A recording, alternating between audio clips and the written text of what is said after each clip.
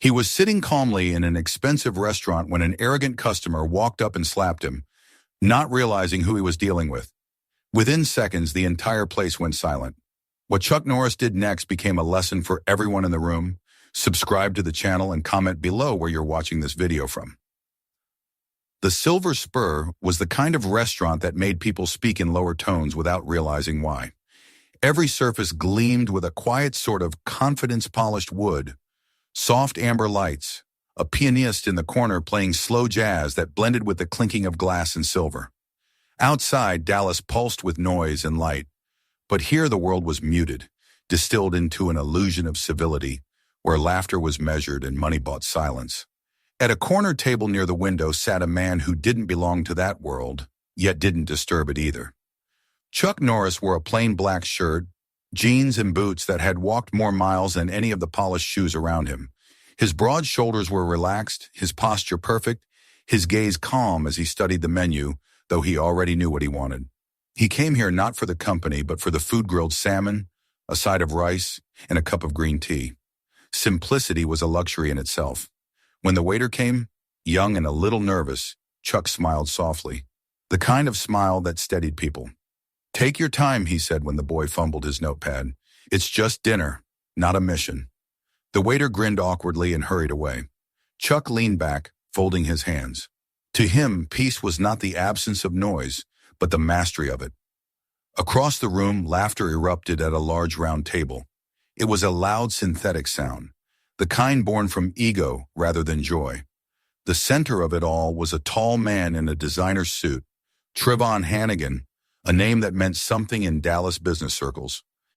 He owned construction companies, car dealerships, and the kind of arrogance that money often builds faster than character. Around him sat three other men, all younger, slick, and eager to please. They laughed at every word Trevon said, even when it wasn't funny, because that was the currency of staying in his orbit. "Look at this place," Trevon was saying, waving his bourbon. "Half these people pretend they're important, and the other half pretend to like them. You can smell the desperation." His companions burst into laughter again, too loud, too eager. One of them turned his head slightly, spotting the quiet figure by the window. "Hey," he said, nudging Trevon. "Ain't that Chuck Norris?" Trevon's eyebrows lifted. "Where?" "Right there, near the window. That's him, isn't it?" Trevon squinted, leaning forward. "Well, I'll be damned. It is him." He grinned, the kind of grin that always spelled trouble for someone else. Didn't know old legends still ate in places like this. Thought he'd be on a ranch somewhere, teaching goats kung fu. The table exploded with laughter again. A couple of diners turned their heads but quickly looked away. You didn't challenge men like Trevon Hannigan. They had the money, the confidence, and the recklessness of people who thought they'd never been truly tested. Chuck Norris heard them, of course. He heard everything. He didn't even need to look up. He could read tone better than most people could read faces, but he didn't react. His fork moved with deliberate calm, his breathing steady. The best fighters he knew didn't fight out of impulse. They fought only when there was no other way. Trevon, meanwhile, couldn't resist the magnet of his own ego. "You know," he said, lowering his voice as if plotting a prank, "I watched his old movies growing up. Thought he was tough. Guess Hollywood makes anyone look like a hero." His friends laughed again. "Don't mess with him, Trev," one said. "That guy's like 70, but he can still break a man in half." Trevon smirked. "Please, he's a has-been. All that martial arts stuff, it's for show. Real world doesn't work like that." He took another sip of bourbon and leaned back, letting the burn feed his confidence. "Watch and learn, boys. I'm going to go say hello to the legend." His companions stiffened. "Man, don't do it. Come on, let the guy eat." But Trevon was already standing, adjusting his suit, his smile wide and shallow. The kind of smile that promised entertainment for everyone, but the target. Conversations dimmed slightly as he made his way across the room. The pianist's fingers faltered for just a beat, then continued, softer now. Chuck noticed him coming even before the first step reached his table. He didn't turn. He simply set his fork down, dabbed the corner of his mouth with a napkin, and waited. Trevon stopped beside the table. "Well, if it isn't the Chuck Norris." His voice carried farther than it should have. A few diners looked up. Others pretended not to listen. Chuck finally looked at him, his blue eyes calm, steady. "Evening," he said politely. "Man, I grew up watching your stuff," Trevon said, grinning. "Walker, Texas Ranger, all that. You used to kick guys through walls. Crazy stuff." Chuck nodded once. "Movies have good walls." The men at the nearby table laughed quietly. Trevon chuckled too, but there was irritation behind it. He wanted a reaction. "So, tell me, you still do all that martial arts stuff? Or was that just for the cameras?" Chuck's voice was quiet, almost gentle. "Still do. Helps with focus." "Focus," Trevon repeated, mocking the word. "Right, I could use some of that. You think that stuff works in real life?" "It works best when you don't need to prove it," Chuck said, turning back to his plate. Trevon's grin faltered. He wasn't used to being dismissed, especially not by someone older, quieter, and entirely unimpressed by him. "So that's a no, huh? Guess the old moves are just for nostalgia." Chuck didn't answer. Silence stretched between them, and in that silence Trevon felt something strange like standing too close to an electric fence. "You ignoring me now?" Trevon said, his voice sharper. "I'm eating," Chuck replied simply.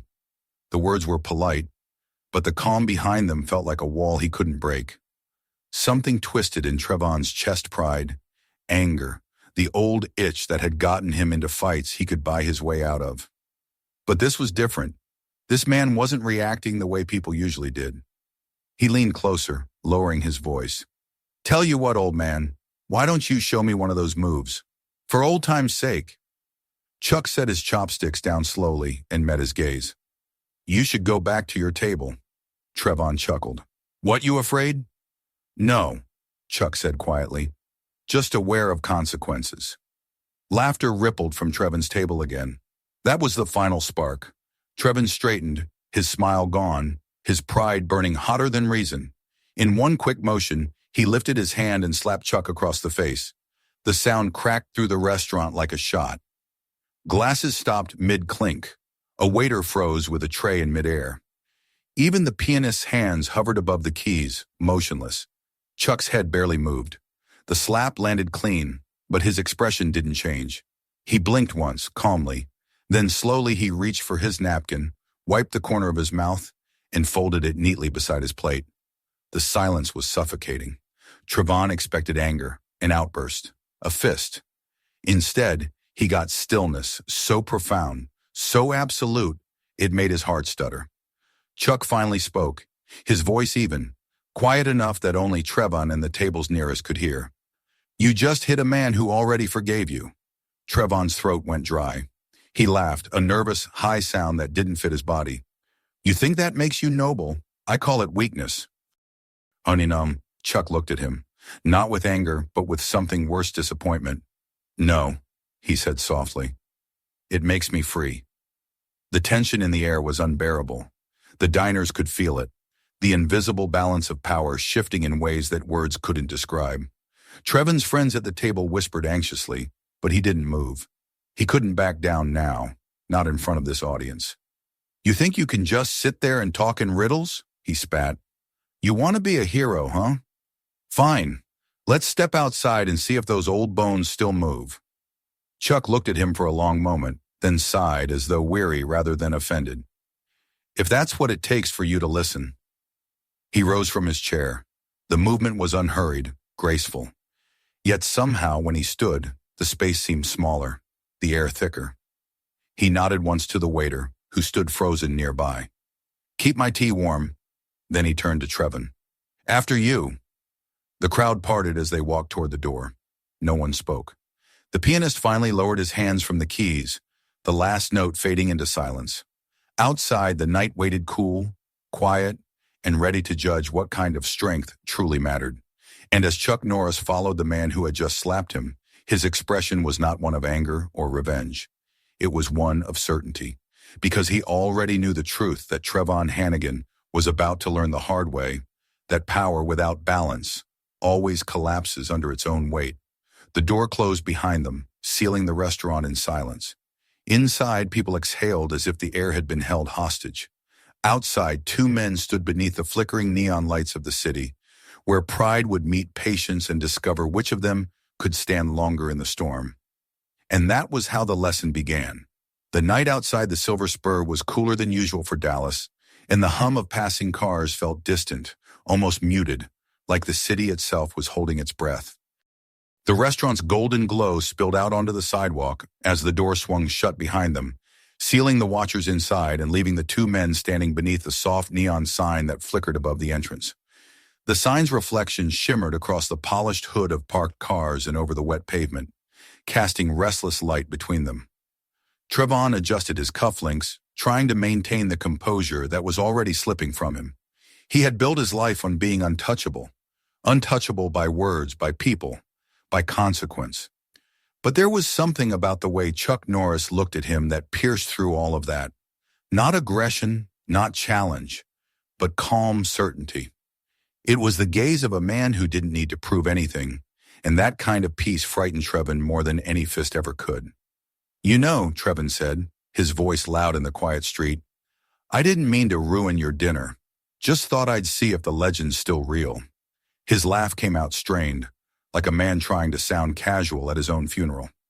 Chuck stood still, his posture unchanging, his breathing slow. "The legend," he said softly, "isn't what you think it is." Trevon smirked. "Oh? Then enlighten me." Chuck tilted his head slightly. "A legend isn't about what a man can do to others. It's about what he's learned to stop himself from doing." That answer, too calm, too certain, sparked the anger that Trevon had been holding back. He took a step closer, his expensive shoes clicking against the pavement. "You think you can talk down to me, old man? You think I'm afraid of some faded movie hero?" Chuck didn't move. His hands hung loosely at his sides, palms relaxed, fingers curved slightly inward, not defensive, not threatening, simply ready. "No," he said, "you're not afraid. That's the problem." The air between them thickened. Trevon's two friends stood a few paces back, exchanging worried looks but saying nothing. Even they sensed something sacred about the silence, the kind that precedes an event you can't take back.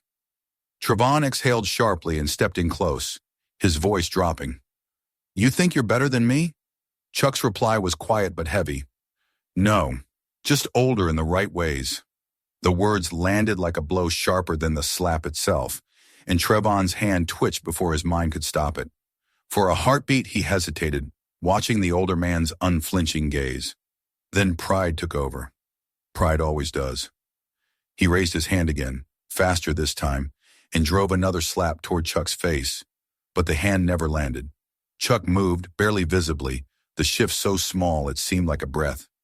His left hand rose, caught Trevon's wrist with effortless precision, and for a fraction of a second, the world froze. Trevon felt his arm stopped midair, not by force, but by something deeper. Control, precision, inevitability. Chuck's eyes didn't harden. They didn't change at all. "Enough," he said quietly. It wasn't loud. It wasn't even sharp, but it carried through the street like a command that belonged to nature itself. Trevon pulled back instinctively, shaking his hand free, stepping back as though the ground beneath him had turned uncertain. "What's the matter?" Chuck asked. "Did you come here to fight or to feel alive?" Trevon blinked, caught off guard by the question. "What the hell are you talking about?" "You've got more anger than purpose," Chuck said, his tone even, instructional almost. "Men like you mistake noise for strength. You confuse fear with respect. You've been fighting your whole life, but you've never faced yourself." The words struck deep, even through the haze of bourbon and pride. Trevon's chest tightened. His instinct was to lash out, to restore the dominance he felt slipping. He took another step forward, fists clenched now. "You think you can lecture me?" Chuck sighed softly. "No, I think you've already learned enough tonight." "Yeah, learned what?" Trevon snapped. "That when you strike a man who isn't angry, you've already lost." Trevon's face twisted. "You're full of crap." The words hung in the air, but they sounded smaller than he intended. He lunged forward with a quick, sloppy punch, all muscle and no balance. Chuck sidestepped, a smooth pivot of the hips, letting the man's momentum pass harmlessly by. His hand brushed Trevon's forearm, redirecting the motion, guiding it like water. The businessman stumbled, caught off guard, and almost fell before catching himself. "Control," Chuck said simply. "That's the difference." "You calling me out?" Trevon growled, squaring himself again. Chuck didn't answer. He stood calm, centered, the faintest glint of compassion in his eyes. "Walk away, Trevon." "I'm not done." "Then you haven't heard me." Something inside Trevon cracked. All the laughter from the restaurant, all the stares, the viral humiliation that he already feared was brewing. It burned through his chest like acid. He swung again, wild, desperate. Chuck caught his wrist midair, twisted lightly, and with almost no effort, brought him down to one knee. The motion was fluid, painless, but absolute. Trevon gasped, his breath stolen not by pain but by shock. His balance was gone, his pride shattered in the span of a single controlled movement. He struggled, but the hold tightened just enough to remind him that every movement he made only hurt himself more. Chuck leaned closer, speaking in a low, calm voice meant only for him. "You wanted a lesson," he said. "Here it is. Strength is not domination. It's restraint. You lost the moment you raised your hand, not when I stopped it." He released the man, stepping back without a word. Trevon staggered to his feet, clutching his wrist, his face flushed with a mix of pain and humiliation. His friends remained frozen where they stood, unsure whether to help or to pretend they didn't know him. For a long moment, no one spoke. Only the sound of the city filled the void. A passing car, a faint siren far away, the hum of streetlights. Trevon's chest rose and fell rapidly as he stared at the man in front of him. He wanted to shout, to curse, to strike again, but all of it died in his throat. There was nothing to fight anymore. Chuck straightened his jacket, his expression calm, almost sad. "Go home," he said, "before the world teaches you the same thing harder." Trevon didn't answer. He turned toward his car, muttering something under his breath that even he didn't understand. His friends hurried after him, their silence as loud as his shame. When the car engine roared to life and disappeared into the night, Chuck remained standing under the flickering sign for a few moments longer. He could feel the eyes from inside the restaurant still watching through the windows, but he didn't look back. Slowly he turned and re-entered the Silver Spur. Inside, the air felt heavier, as if the walls themselves had absorbed the tension. The pianist sat motionless, waiting for a signal that it was safe to continue. Chuck walked calmly back to his table. The waiter appeared almost instantly, trembling slightly, unsure whether to speak. "Your tea, sir," he whispered. Chuck nodded, sitting down once more. "Thank you." The waiter hesitated, then said quietly, "That man. Are you all right?" Chuck stirred the tea with measured calm. "He's the one who isn't," he said. The young waiter blinked, unsure what to say, and stepped away. The pianist resumed playing softly, the notes tentative at first, then stronger. Around the room, diners whispered, trying to make sense of what they had witnessed. A confrontation that had begun with arrogance and ended with silence. Chuck took a sip of his tea, savoring the warmth, the calm. Outside, the city continued without pause. The world had not changed. But for one man speeding down a Dallas highway with his pride cracked open and his hands shaking on the wheel, everything had. And though Chuck Norris had returned to his meal, the quiet lesson he had given would echo much longer than the sound of a slap. The sound of the car tires screeching away from the Silver Spur faded into the night, leaving the quiet streets to reclaim their balance. Inside, Chuck Norris finished his tea, thanked the waiter, and left a generous tip beside the folded napkin. There was no trace of anger in him, no tremor in his voice or hesitation in his steps as he walked toward the exit. To those still inside, he was a mystery, a man who had just been humiliated in public, yet somehow emerged untouched. The calm followed him like a shadow as he stepped out into the cool night air.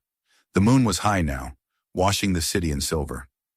Chuck walked to his car parked near the curb, his thoughts steady, his breathing even. He had faced men like Trevon countless times, men who mistook aggression for strength, noise for confidence. They were all the same inside, fighting battles with themselves, searching for meaning in the wrong places. He unlocked the door of his truck and was about to step inside when the sound of a revving engine made him pause. Headlights swung around the corner, blinding for a moment. The car came to a halt just a few feet away, tires grinding against the pavement. It was Trevon's sedan back again, the same dark paint now streaked with the sheen of streetlight. Chuck sighed softly, closing the door without getting in. He turned toward the car, his expression unreadable. The doors flew open. Trevon stepped out first, his tie loosened, his face red with a mix of anger and liquor. His two remaining friends followed, both hesitant but unwilling to abandon him completely. "Well, look who's still out here," Trevon said, voice too loud for the quiet street. "You think you can embarrass me in front of everyone and just walk away like nothing happened?" Chuck stood still. "I told you to go home." Trevon laughed, the sound sharp and false. "Home? Not a chance. You think you can make me look like a fool?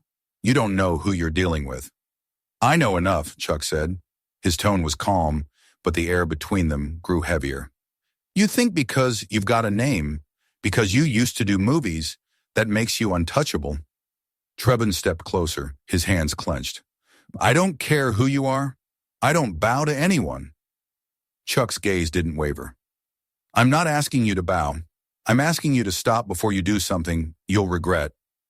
Trevon's lip curled. "I already regret not finishing this earlier."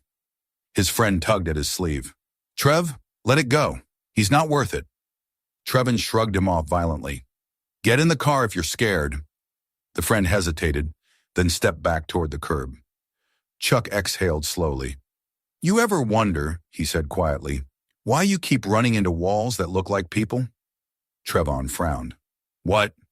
You pick fights to prove something, but all you prove is how much you're still trying."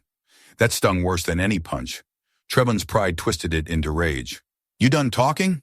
"No," Chuck said softly. "I'm done warning." Trevon lunged forward with a wide, furious, swing-pure muscle. No control. Chuck didn't retreat. He pivoted slightly, letting the punch pass by him, and in one fluid motion, his hand found Trevon's arm. He didn't strike, didn't shove. He guided. Using the man's own momentum, Chuck redirected the energy, turning his body just enough for Trevon's balance to betray him. The businessman stumbled forward, his own strength working against him, his breath escaping in a startled gasp. Before Trevon could regain footing, Chuck shifted his weight and tapped the back of his knee with a measured strike, nothing violent, just enough to remind the body of its limits. Trevon dropped to one knee, more shocked than hurt. His hands hit the ground, his heart pounding with disbelief. The two friends froze. They hadn't even seen what had happened. One blink, and their leader was down again. Chuck didn't move closer. He stood where he was, composed, centered. His shadow fell long across the pavement under the streetlight. "You mistake movement for power," Chuck said, his voice low but clear. "But power is control. You lost that the second you let anger drive."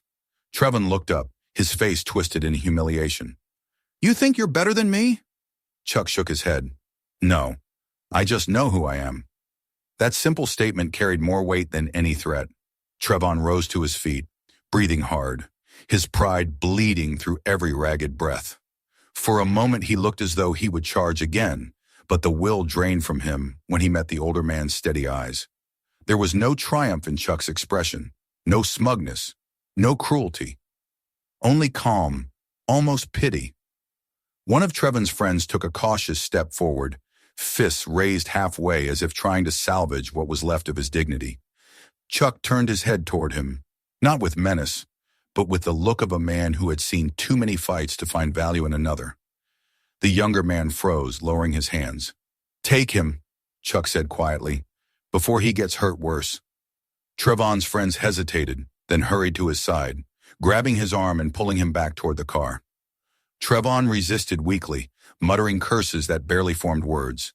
When they reached the vehicle, he turned one last time, his eyes burning. "You can't just walk away from this," he shouted. Chuck didn't answer. He walked toward his truck, opened the door, and paused only when Trevon yelled again, voice cracking with desperation. "You hear me? You don't get to ignore me." Chuck looked over his shoulder. His face was still, his voice even. "I hear you," he said, "but you're not saying anything worth hearing." Yahanam. Then he got into the truck, started the engine, and drove off, the sound of the motor fading into the distance. The street was quiet again, save for the hum of the city that never truly slept. Trevon stood motionless for a long time, breathing heavily, the pain in his knee dulling into shame. His friends urged him to get in the car. When he finally did, he said nothing, just stared out the window as they drove. The neon lights outside blurred into streaks of color, meaningless now. Half an hour later, at a gas station on the edge of town, Chuck pulled in, parked near the entrance, and stepped out. The fluorescent lights hummed above him, casting a pale glow over the empty lot. Inside, a young cashier sat behind the counter, scrolling through his phone. When he looked up and recognized the man who walked in, his eyes widened.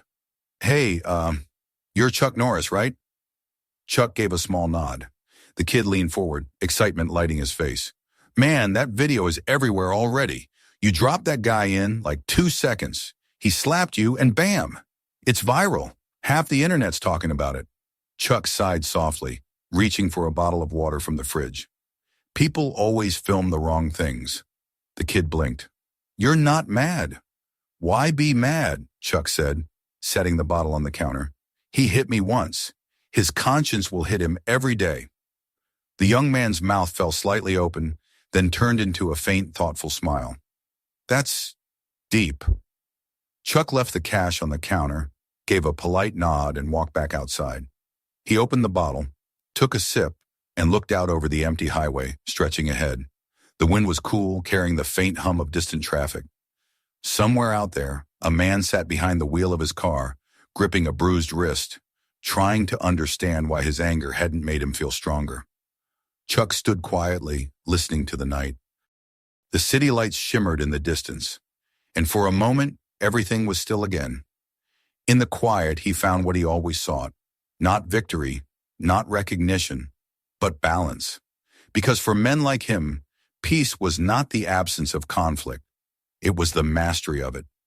The morning light crept through the blinds of Trevon Hannigan's penthouse, slicing through the half-dark room like thin blades of gold. The city outside was alive, cars honking, people hurrying to work. But inside the apartment, there was only silence and the steady hum of the refrigerator. Trevon sat on the edge of his couch, bare feet on the cold marble floor, a melting ice pack pressed against his cheek. The bruise wasn't as bad as his pride, though both throbbed in rhythm with his thoughts. On the table before him lay his phone, the screen lit with a stream of notifications. He'd made the mistake of opening the first one, then another, and another. Each one hit harder than the last. The video from the Silver Spur was everywhere. His slap, the fall, the look on his face as Chuck Norris disarmed him without breaking a sweat. The titles were merciless. Businessman slaps Chuck Norris and instantly regrets it. Lesson in humility, Norris still got it. Comments scrolled endlessly, some mocking, some quoting Chuck's words. "He hit me once. His conscience will hit him every day." Trevon dropped the phone onto the table and buried his face in his hands. His temples ached. The night replayed itself behind his eyelids, the heat of his own anger, the sound of the slap, the crowd's silence, the way that old man's eyes didn't flinch. He had expected retaliation, maybe even violence. Instead, what he'd received was worse calmness, composure, and the unmistakable realization that he was the only fool in the room. The sound of footsteps broke the stillness. It was Jasmine, his assistant, though in truth she was more than that, part fixer, part enabler, always ready to smooth over his public embarrassments. She appeared in the doorway, holding her tablet. "It's bad," she said softly, not meeting his eyes. "Half the city's talking about it. TMZ, Reddit, local news, everyone." "I know," Trevon muttered. His voice was rough, the edges dulled by exhaustion. "Can you make it disappear?" She hesitated. "It's not that simple. The video's everywhere. Dozens of uploads. Deleting one won't stop another. You know how the internet works." He stood abruptly, pacing across the room. "Then do something. Call someone. I don't care what it costs. Some things you can't buy your way out of," she said quietly. The words cut deeper than she intended, and for a moment she looked afraid he'd lash out. But he didn't. He just stopped walking and stared at the reflection in the glass wall, the city behind him, the man in front. His face was swollen, his suit rumpled from the night before. He barely recognized the person staring back. After a long pause, he said, "Leave me alone, Jasmine." She nodded and left, the click of her heels fading down the hallway. The door shut softly, and once again, there was silence. Trevon turned back to the window, gazing at the skyline. The world looked small from up here, distant, indifferent. He had built his empire on that illusion. That distance protected him from consequence. But last night had shown him how fragile that illusion was. He walked to the kitchen, poured a glass of whiskey, though it was barely past 9, and sat again. The ice in his drink cracked loudly in the quiet. He thought about what Chuck had said. You mistake movement for power, but power is control. Those words echoed in his head, relentless and unwelcome. Control, the very thing he prided himself on. He had spent his life taking it from others' employees, partners, anyone who challenged him. And yet in one moment, one effortless movement, he'd lost control so completely that it still burned in his gut. He stared at his hand, flexing his fingers, remembering how easily Norris had caught his wrist. It hadn't felt like being overpowered. It had felt like being redirected, like his own strength had betrayed him. Hours passed. The city brightened, then dulled again as the sun began to fall. Trevon hadn't moved. The whiskey glass sat empty beside him. His phone vibrated again, another wave of notifications lighting up the dark table. He didn't look. He already knew what they said. When he finally stood, his movements were slow, deliberate. He walked to the mirror in the hallway, the one that had always reflected his confidence before he stepped out each morning. This time, he saw something else. A man who looked older than his years, eyes bloodshot, posture slumped. The sharpness was gone. What remained was the hollow shape of arrogance without purpose. He leaned on the counter, whispering to his reflection. "Who are you?" The question hung there, unanswered. Later, as dusk bled into night, Trevon grabbed his keys. He didn't know where he was going, only that sitting here another minute would suffocate him. He took the elevator down, the metallic hum filling the silence, and stepped out into the cool night air. The city seemed quieter than usual. Or maybe it was just him finally hearing it. He drove without a destination, the streets blurring past, the city lights stretching into streaks of color. His mind drifted back to the look on Chuck's face, the way he had stood there, unmoved, unshaken, as if his center couldn't be touched by the chaos around him. The idea of that kind of stillness haunted him. What did it feel like to be that sure of yourself? To not need to win every moment, to not be ruled by the noise in your own head? He didn't have answers, but for the first time in his life, he wanted to find them. The car eventually slowed on a quiet suburban street lined with trees. He didn't even know how he got there until he saw the small building at the end of the block, a modest dojo with a wooden sign above the door, Norris Martial Arts Academy.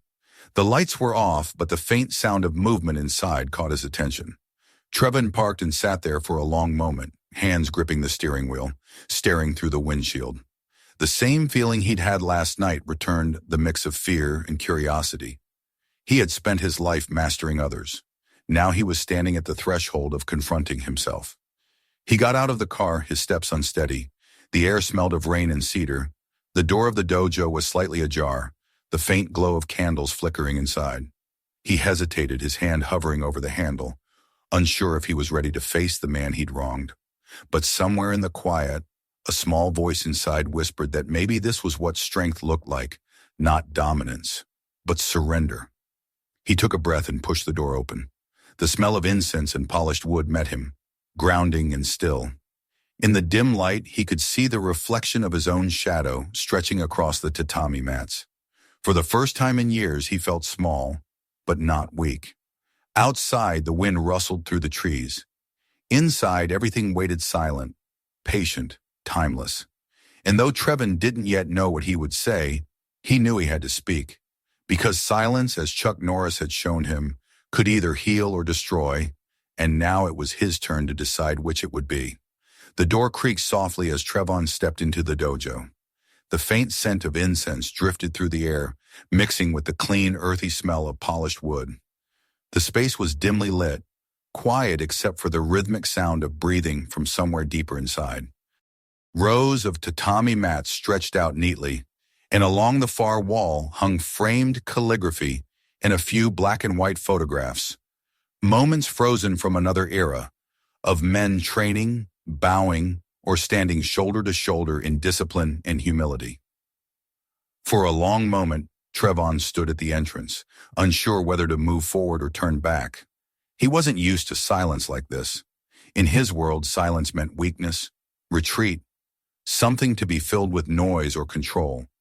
But here it felt different, not empty, but alive, as if the stillness itself was aware of him. He heard movement ahead, the light shuffle of bare feet against the mats. Then a voice, calm, steady, the same voice that had haunted him for days. "Come in." Trevon hesitated. His fingers tightened on the doorframe. Then he stepped forward. Chuck Norris sat cross-legged near the center of the room, eyes closed, posture straight as a pillar.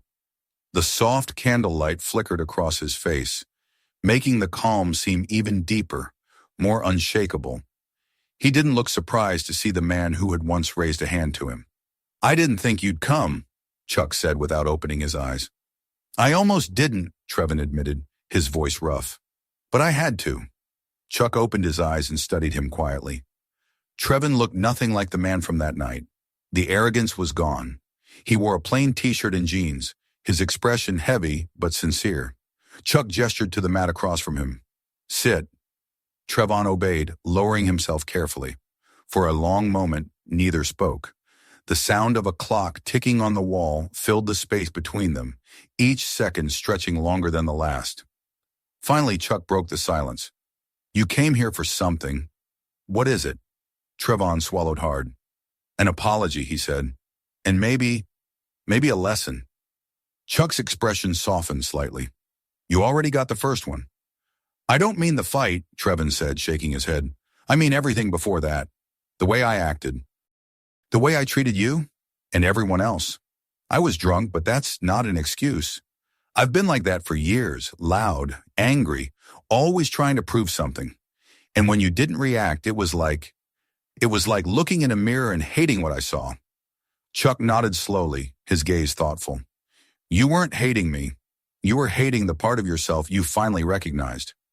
Trevon exhaled shakily. "You made me see myself, and I didn't like it." "That's what truth does," Chuck said.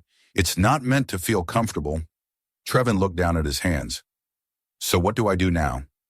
Chuck rose to his feet, moving with the unhurried grace of a man who knew every motion had purpose.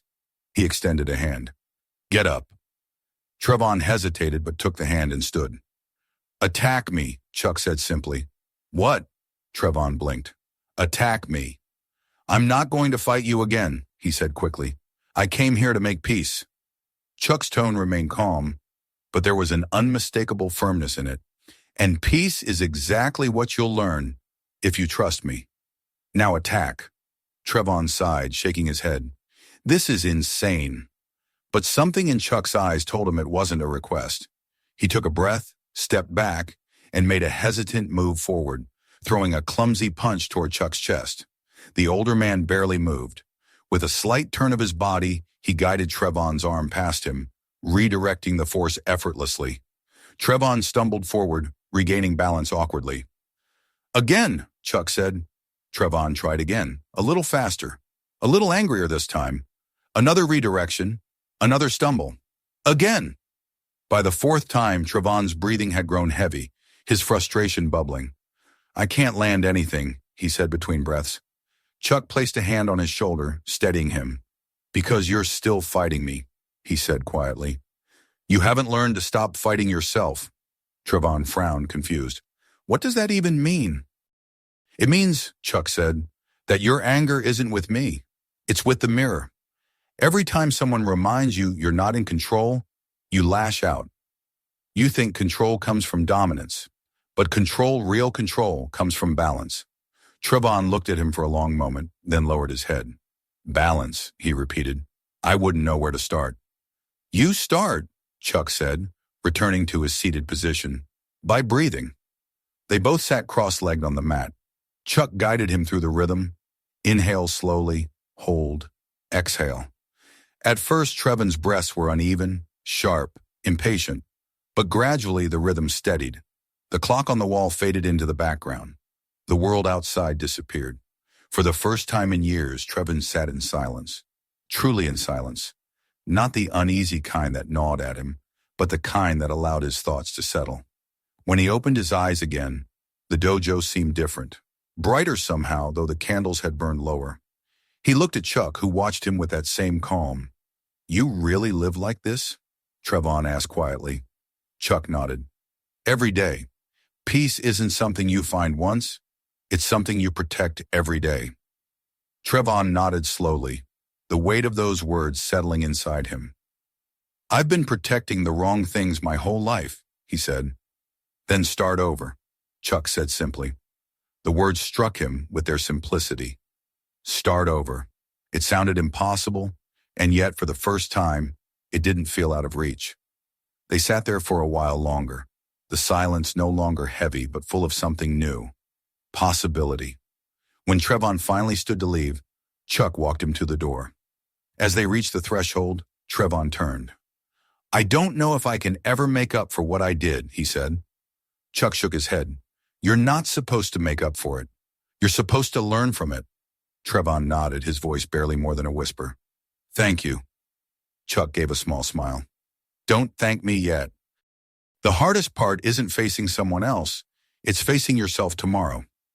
Outside, the sun had begun to rise, spilling soft light across the quiet street. Trevon stepped out into the cool morning air, feeling the weight in his chest lighten.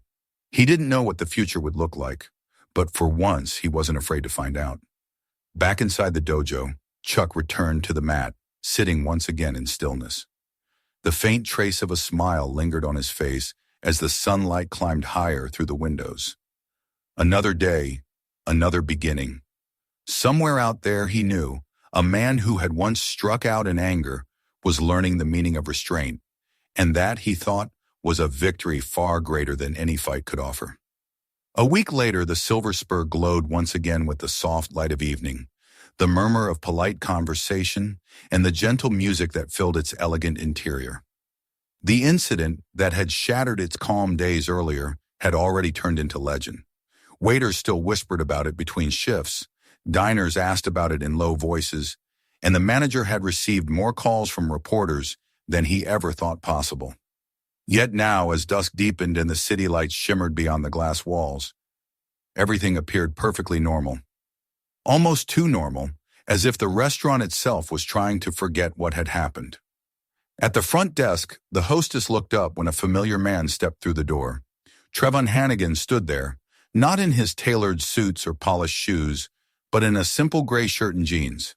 He carried no arrogance this time, no invisible armor of superiority.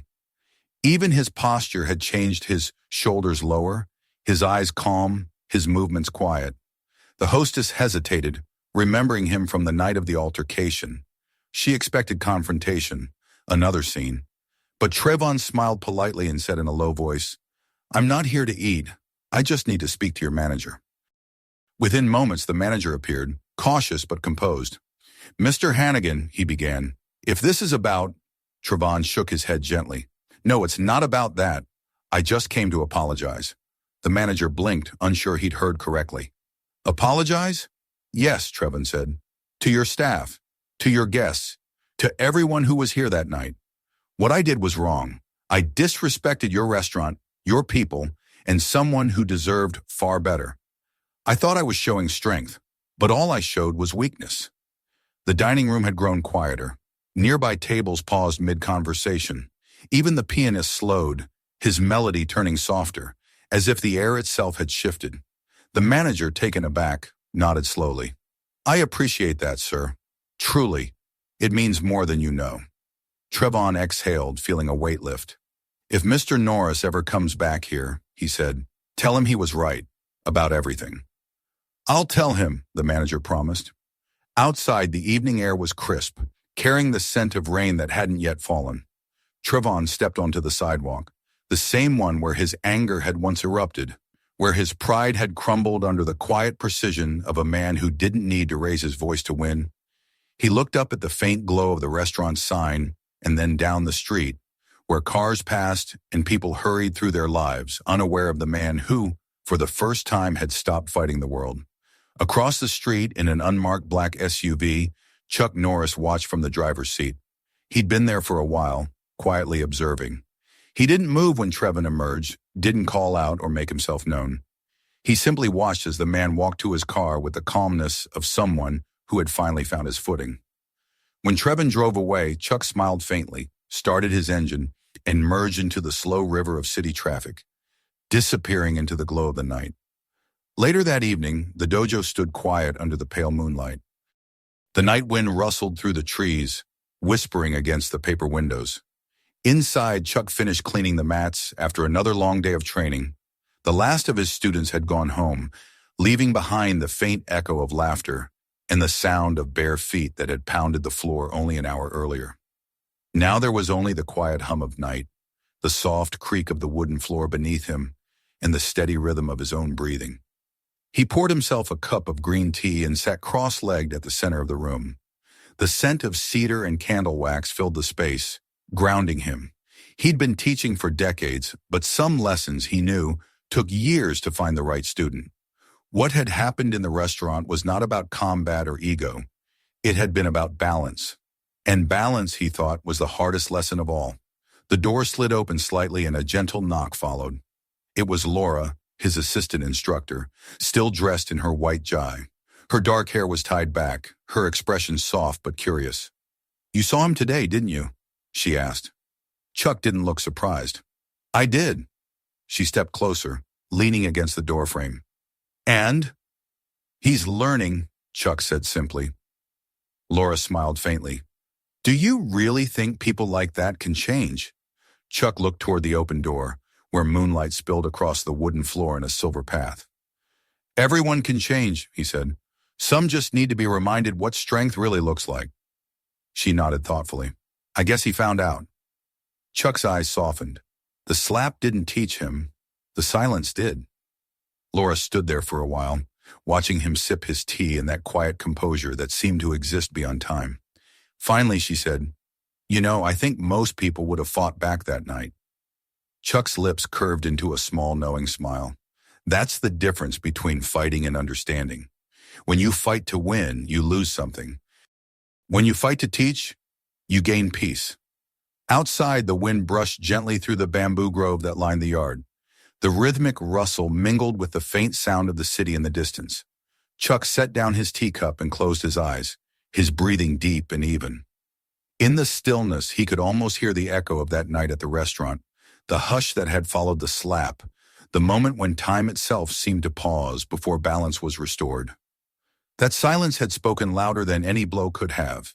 It was the kind of silence that carried lessons across lives, the kind that didn't fade when the noise returned. He opened his eyes again and looked toward the open door.